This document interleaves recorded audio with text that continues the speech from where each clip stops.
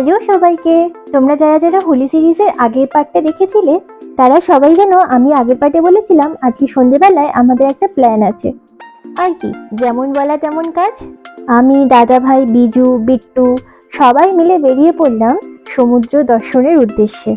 সমুদ্রের পাড়ে পা রাখতেই যেন মনে হচ্ছিল উড়িয়ে নিয়ে যাবে, এত সুন্দর আর এত জোরে হাওয়া হচ্ছিল। এই দেখো, এখানে আমি বলছিলাম আরে বাবা আমাকেও একটু ভিডিওতে নাও, এই যে তারপর মহারাজ আমার একটুখানি ভিডিও করে দিয়েছিল।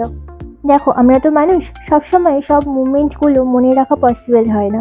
এই যে ছোট ছোট ভিডিওগুলো এখানে থেকে যাবে স্মৃতি হয়ে, পরে কোনো এক সময় আবার ভিডিওগুলো দেখি আমরা মেমোরাইজ করতে পারবো সব মুহূর্তগুলো।